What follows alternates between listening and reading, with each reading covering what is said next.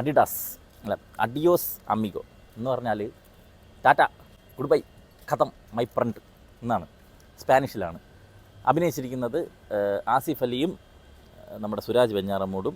Direct ചെയ്തിരിക്കുന്നത് നഹാസ് നസർ. അപ്പോൾ ഈ പടത്തിൽ ആസിഫ് അലി ഇത്രയും ഒരു അണ്ടർ റേറ്റഡ് ആയിട്ടുള്ള ഒരു നടൻ വേറെ ഉണ്ടെന്ന് എനിക്ക് തോന്നുന്നുണ്ട്.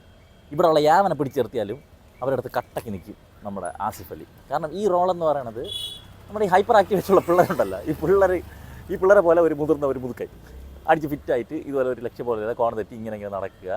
എല്ലായിടത്തും പക്ഷേ ഭയങ്കര കെയറിങ്ങും കാര്യങ്ങളാണ്. അത് വേറൊരു ക്യാരക്ടർ, അങ്ങനത്തെ ഒരാളാണ്. അത് അങ്ങനത്തെ ക്യാരക്ടറുള്ള സുഹൃത്തുക്കൾ നമുക്കുണ്ടാവും, തീർച്ചയായിട്ടും ഉണ്ടായിരിക്കും. അപ്പോൾ അവരുമായിട്ട് നന്നായിട്ട് നമുക്ക് കണക്റ്റ് ആവാൻ പറ്റും.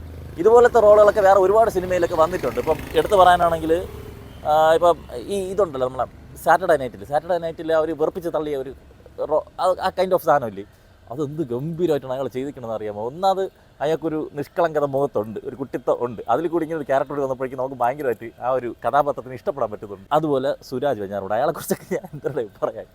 സുരാജിൻ്റെ കഥാപാത്രം ഒരു സാധാരണക്കാരൻ, ഒരു അപ്പാവി, നിഷ്കളങ്കനായ ഒരുത്തൻ.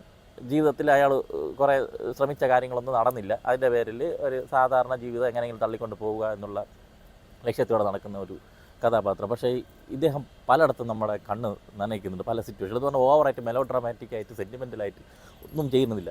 പക്ഷേ ആ കഥാപാത്രത്തെ നമുക്ക് കണക്റ്റായിട്ട് നമുക്കത് ഫീൽ ചെയ്യൂടെ. അത് എൻ്റെ ഒന്ന് രണ്ടിടത്ത് എൻ്റെ കണ്ണ് നിറഞ്ഞിട്ടുണ്ട്. പക്ഷേ എന്ന് പറഞ്ഞിട്ട് ഇതൊരു കരച്ചിൽ സെൻറ്റിമെൻറ്റ്സ് അങ്ങനെയല്ലടാ. ഇത് ത്രൂ ഔട്ട് സിറ്റുവേഷണൽ കോമഡി, ഇവരുടെ ടൈമിങ്ങും ഇവരുടെ എക്സ്പ്രഷനും വെച്ച് ചിരിപ്പിക്കാൻ ഇഷ്ടം പോലെ ഉണ്ട്. വലിയ കോമഡി ഒന്നും അല്ലാത്ത സീനിൽ പോലും ഞാൻ ഇങ്ങനെ ഇത് ചിരിച്ചുകൊണ്ടിരിക്കുന്നത് എന്തെന്ന് എനിക്ക് അറിഞ്ഞൂടാ. അത്രയ്ക്കേറെ ഈ ഭയങ്കര ഫസ്റ്റ് ഹാഫിൻ്റെ തുടക്കത്തിൽ ഒട്ടനീളം ഈ കഥാപാത്രങ്ങളുമായിട്ട് ഇവരുടെ ഈ പെർഫോമൻസ് ഉണ്ടല്ലോ, ഇത് രണ്ടും മതിയുടെ. ഇത് വർത്താണ് ഈ സിനിമ. അഡീഷണലായിട്ട് ഇതിൻ്റെ തിരക്കഥ അത്ര ഗംഭീരമായിട്ടുള്ളൊരു തിരക്കഥയുടെ അത് ഇതിൽ. പക്ഷേ ഇടയ്ക്ക് ലെങ്ത് ഒന്ന് കുറയ്ക്കായിരുന്നു എന്ന് എനിക്ക് തോന്നി. ഇടയ്ക്ക് ഒന്ന് രണ്ടിടത്ത് വലിയ പോലെ തോന്നി. പക്ഷേ ഇതിൽ ഏത് സീനാണ് കട്ട് ചെയ്ത് കളയേണ്ടതെന്ന് എന്നോട് ചോദിച്ചു കഴിഞ്ഞാൽ എനിക്കത് പറയാൻ അറിയത്തില്ല. പക്ഷേ ലെങ്ത് കുറച്ച് കൂടി തരും മൊത്തത്തിൽ ഫീൽ ചെയ്ത്. അത് ഒഴിച്ച് ചേർത്തി കഴിഞ്ഞാൽ കിടിലൻ സ്ക്രിപ്റ്റും കിടിലൻ പെർഫോമൻസും കിടിലൻ സിനിമാറ്റിക് എക്സ്പീരിയൻസും. ഒരുപാട് കഥാപാത്രങ്ങളൊന്നും ഇല്ലടേ. ആസിഫുണ്ട്, സുരാജുണ്ട്, പിന്നെ അനഘയുണ്ട്. അവളുടെ ക്യാരക്ടർ അവരൊക്കെ കുറച്ചേ ഉള്ളേ. പക്ഷെ അവർക്ക് ക്യാരക്ടർ രജിസ്റ്റർ ചെയ്തിട്ടാണ് അവർ ഈ സിനിമയിൽ പോയിക്കുന്നത്. അൽത്താഫുണ്ട്. അൽത്താഫ് സാധാരണ സിനിമയിലെ പോലെ വെറുപ്പിച്ച് തള്ളിയിട്ടൊന്നുമില്ല. അടിപൊളിയായിട്ട് അൽത്താഫ് ചെയ്തിട്ടുണ്ട്. ഗണപതിയുണ്ട്, വിനീത് തട്ടിലുണ്ട്. വിനീത് തട്ടിലറിയല്ല, വിനീത് തട്ടിൽ പറ്റിയ ഒരു ക്യാരക്ടറും ഗംഭീരമായിട്ട് ചെയ്തിട്ടുണ്ട്. ഇടയ്ക്ക് ഇവിടെ പിടിക്കുന്ന ഒരു തീരൊക്കെ ഇട്ടോ. അയ്യോ അതൊക്കെ ചിരിച്ചേർത്ത് ഞാൻ അവിടെ കിടത്ത്. നിങ്ങൾക്ക് അതുപോലെ ചിരി വരണമെന്ന് എനിക്ക് അറിഞ്ഞൂടെ. എൻ്റെ കാര്യമാണ് പറയണത്. ചിലപ്പോൾ നിങ്ങൾക്ക് ഇത് കണക്ഷൻ കിട്ടില്ലെങ്കിൽ നന്നായിട്ട് ലാഗടിച്ച് പോകാനുള്ള ഒരു സാധ്യതയുണ്ട്.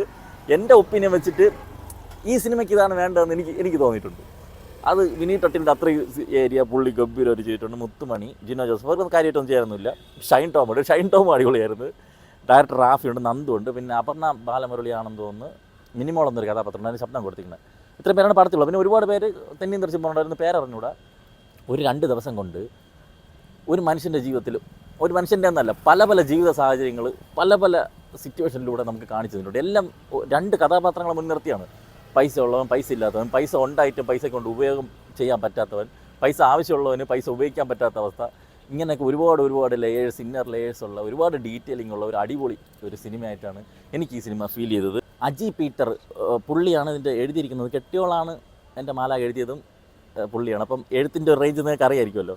വിഷ്ണു വിജയാണ് പാട്ടൊക്കെ ചെയ്തിരിക്കുന്നത്. പിന്നെ ബാക്ക്ഗ്രൗണ്ട് സ്കോർ ജെയ്ക്സ് ബിജോയ്, അതുപോലെ ഗോപി സുന്ദർ ഉണ്ടോന്നാണ്. അവർ 3 കൂടിയാണ് സൗണ്ട് ഡിപ്പാർട്ട്മെൻറ്റൊക്കെ സൂപ്പർ ചെയ്തിട്ടുണ്ട്. അടിപൊളി വർക്കാണ്. ജിംഷി ഖാലിദ്, അതായത് നമ്മുടെ ഖാലിദ് റഹ്മാൻ്റെ സഹോദരനാണ് ഇതിൻ്റെ ക്യാമറ ചെയ്തിരിക്കുന്നത്. അതും നന്നായിട്ടുണ്ടായിരുന്നു. ഖാലിദ് റഹ്മാൻ ഈ പടത്തിൻ്റെ മെൻറ്ററായിരുന്നു തുടക്കം കാണിച്ച് പുള്ളിക്ക് നന്ദിയൊക്കെ പറയുന്നുണ്ട്. ഇതൊക്കെയാണ് ഈ സിനിമയെക്കുറിച്ച് പറയാനുള്ളത്. നിങ്ങൾ കണ്ടു നോക്കുക. നിങ്ങൾക്ക് ഇഷ്ടപ്പെട്ട് കഴിഞ്ഞാൽ നന്നായിട്ട് ഇഷ്ടപ്പെടാൻ സാധ്യതയുള്ള ഒരു സിനിമയാണ്. കാരണം ഒരു സിനിമയൊക്കെ ഇവിടെ തന്നെ ഒട്ടേറെ കാര്യങ്ങൾ ഇത് പറഞ്ഞു പോകുന്നുണ്ട്, ഒരുപാട് ചിരിപ്പിക്കുന്നുണ്ട്. പ്രത്യേകിച്ച് ഒരു സിനിമ കണ്ടു കഴിയുമ്പോൾ അതിലെ കഥാപാത്രങ്ങളുടെ ഒരു പ്രത്യേക സ്നേഹം, അവർ നമ്മളെ ഭയങ്കര പരിചയക്കാരാണ്, ഒരു അടുപ്പമൊക്കെ തോന്നുന്ന രീതിയിൽ നിങ്ങൾക്ക് ചില സിനിമ കാണുമ്പോൾ ഫീൽ ചെയ്തിട്ടില്ലേ?